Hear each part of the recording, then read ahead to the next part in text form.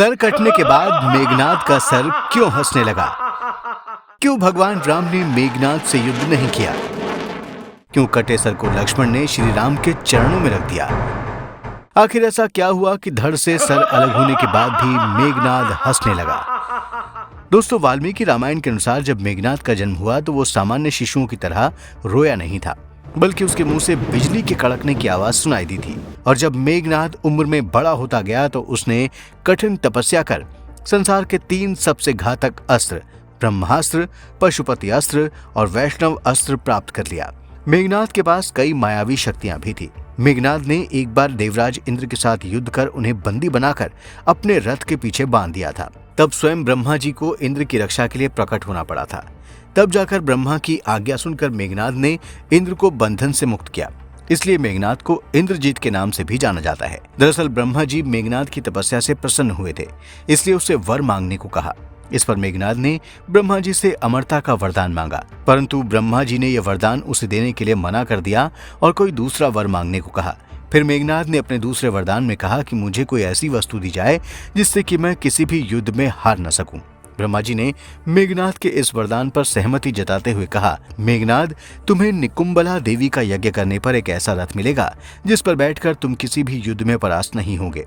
ये रथ इतना शक्तिशाली था कि मेघनाद को युद्ध में स्वयं त्रिदेव भी नहीं हरा सकते थे। एक दिन अपने पिता के आदेशों का पालन करते हुए मेघनाद भगवान राम, लक्ष्मण और उनकी सेना को समाप्त करने के लिए उनसे युद्ध करने के लिए निकल पड़ा। युद्ध के पहले दिन में उतरते ही इंद्रजीत ने सुग्रीव की पूरी सेना को हिला डाला, क्योंकि ब्रह्मा जी ने मेघनाद को इंद्रजीत की उपाधि दी थी।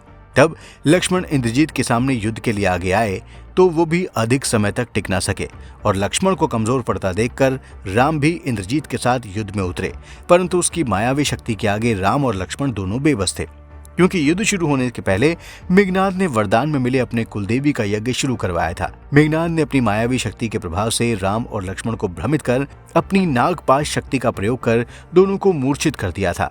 भगवान राम और लक्ष्मण की ऐसी स्थिति देखकर हनुमान जी, जामवंत, सुग्रीव और विभीषण ने गरुड़ राज से मदद मांगी। गरुड़ राज बिना विलंब किए नागपाश के सभी नागों को एक एक कर खाने लगे, जिससे राम और लक्ष्मण नागपाश से मुक्त हुए। लेकिन यह युद्ध प्रतिदिन घोर होता जा रहा था। युद्ध में लक्ष्मण ने मेघनाद का सामना फिर से किया। तभी मेघनाद के शरीर में लक्ष्मण का एक तीर छू जाने से वो और भी ज्यादा क्रोधित हो गया और उसने लक्ष्मण पर शक्ति बाण छोड़ दिया। शक्ति बाण लगते ही लक्ष्मण फिर से मूर्छित हो पड़े। तब लक्ष्मण को बचाने के लिए हनुमान जी लंका से वैद्य को उसके घर के समेत ही उठा लाए, जिसके बाद वैद्य सुषेण ने हनुमान जी से संजीवनी बूटी लाने की मांग की और उसके तुरंत बाद हनुमान जी सारा दुर्नांचल पर्वत उखाड़ ले गए। लेकिन युद्ध के तीसरे दिन विभीषण ने लक्ष्मण को मेघनाद का वो राज बताया जिससे मेघनाद का वध किया जा सकता था, और वो राज था कि अगर मेघनाद ये यज्ञ पूरा कर लेता है तो उसे हराना नामुमकिन हो जाएगा। इसलिए लक्ष्मण ने अपने साथ सेना लेकर मेघनाद के यज्ञ को ध्वस्त कर दिया और उससे युद्ध किया। लेकिन ये बात तो तय थी कि मेघनाद शुरू से ही जानता था कि प्रभु श्री राम नारायण के अवतार हैं और उनके छोटे भाई लक्ष्मण शेषनाग के अवतार हैं।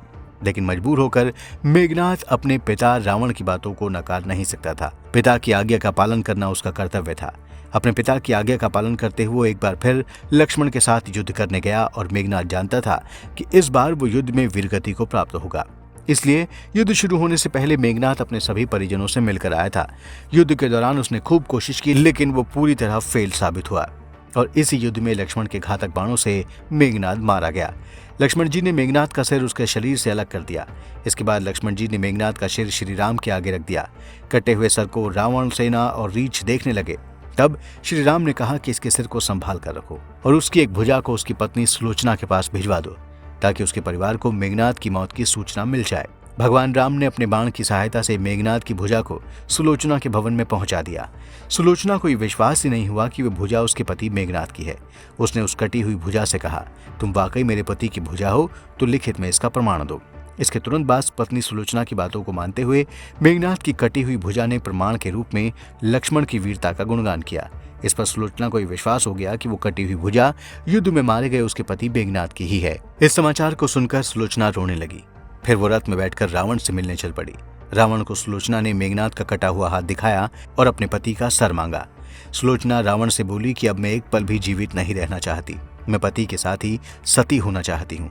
तब रावण ने कहा, पुत्री 4 घड़ी प्रतीक्षा करो, मैं मेघनाद का सिर शत्रु के सिर के साथ लेकर आता हूँ। लेकिन सुलोचना को रावण की बात पर विश्वास नहीं हुआ।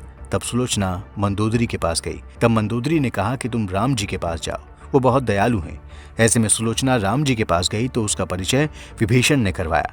सुलोचना ने राम से कहा, हे राम, मैं आपकी शरण में आई हूँ, मेरे पति का सिर मुझे लौटा दो ताकि मैं उनके साथ सती हो सकूं। राम सुलोचना की दशा देखकर दुखी हो गए। उन्होंने कहा कि मैं तुम्हारे पति को अभी जीवित कर देता हूँ। सुलोचना ने कहा कि मैं नहीं चाहती कि मेरे पति जीवित होकर इस संसार के कष्टों को भोगे।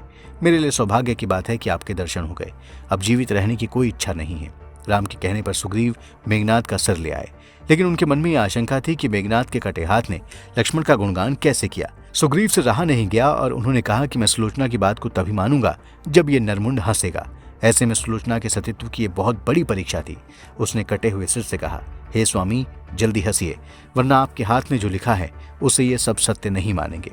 इतना सुनते ही मेघनाद का सिर जोर जोर से हंसने लगा। इतना ही नहीं, मेघनाद की हंसी से पूरा ब्रह्मांड हिल गया। तो दोस्तों, कैसा लगा आपको हमारा आज का ये वीडियो? हमें कमेंट करके जरूर बताएं और साथ ही हमारे चैनल को जरूर सब्सक्राइब भी करें। धन्यवाद।